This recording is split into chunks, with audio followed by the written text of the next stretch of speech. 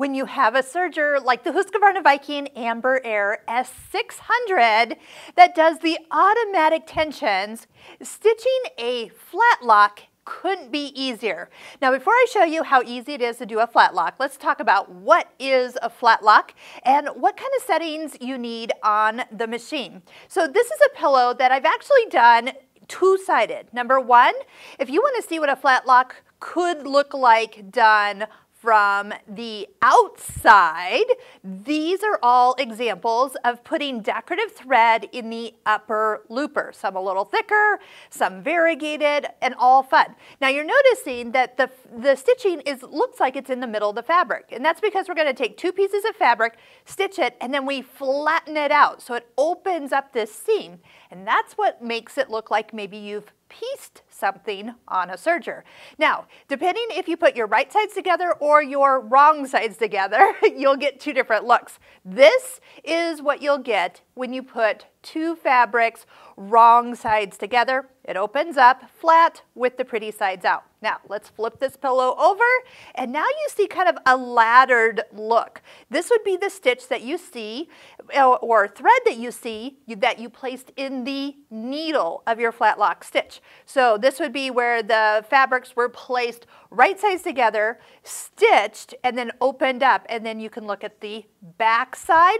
Kind of fun here. I've often woven ribbon up through these stitches for an extra dimension. Okay, so what are we talking about on the serger? So the last stitch I actually did was the 3-thread overlock wide. So I have the outside needle in the A position. I have removed the inside needle, the right needle, and then we were just doing a wide 3-thread overlock, no problem. But if you touch where you can go to your different stitches, and you go to stitch number 9, it says a 3-thread flatlock wide.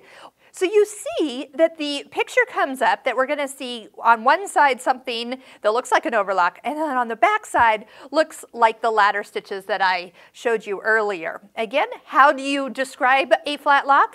Great for sewing stretchy fabrics together with a decorative effect, either with the flatlock side or the ladder stitch side. So your choice there. Wide is because we got the outside needle in. There is a narrow one, so if you didn't want those stitches to look so bold and you want it more delicate, especially for lighter weight fabrics, or even doing flatlock where you're adding lace onto the edge of something and you want it to flatten out, that's really pretty too. Do the narrow one, and of course it would guide you to put the B needle in instead. So you do see that we have and are guided to put the needle in the A position. That's what I have. I've actually removed the needle that is for the right position. It's completely gone. But how do we know this is going to work? When you go into tensions, you notice instantly that the thread going through the yellow tensions is completely set to 0, and the lower looper tension has been tightened quite a bit.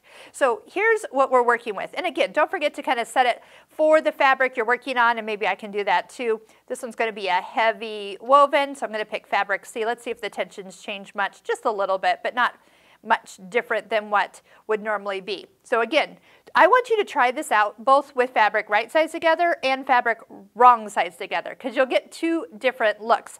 But on this fabric, we'll be able to see what we get instantly. And you'll see, I'm noticing my needle thread looks like it's feeding very quickly, and that's because it is. And when we see it on the back side, you're really going to see what I'm talking about. But I love that this machine is so automatic, because usually when I try to flatlock, you have to kind of, well, you do take the needle tension down to practically 0, which this machine does for you, but then you kind of have to fuss with the other tensions. On this machine, it just sets it and look, it's done. So on the back side where you see all that yellow thread, that's because it is going to open up like a hinge. So flattening out, hence the name of the stitch, flattening out that flatlock for you. Isn't that great? So if you want a decorative look on the top here, we're going to place our decorative thread in the upper looper, which is where the pink is showing. If I wanted to have something fun and variegated, I could put something in the needle that would show back here. Not chunky thread, because remember that won't go through the needle eye, but you could have some fun with some heavy quilting threads. And then if you don't want these so close together, lengthen out the stitch length. That'll give you a totally different look as well. But then you just pull it open and it flattens out. And again, because I've often it usually just takes a time or two to test to get a flat lock perfect. Then you sit down at this machine, you tell it you're doing a flat lock, and it just does it. So I hope you'll check out the links that we have below for all the rest of the videos that we're doing, plus the Craftsy videos that we highly recommend, Craftsy online courses. If you want to learn projects that you can use some of these decorative stitches in, that would be the place to go. I've got some of my favorites listed in the links in the description. So check out all the rest of the videos that we have done on this fabulous machine, and we're going to get into all the cover stitch videos as well.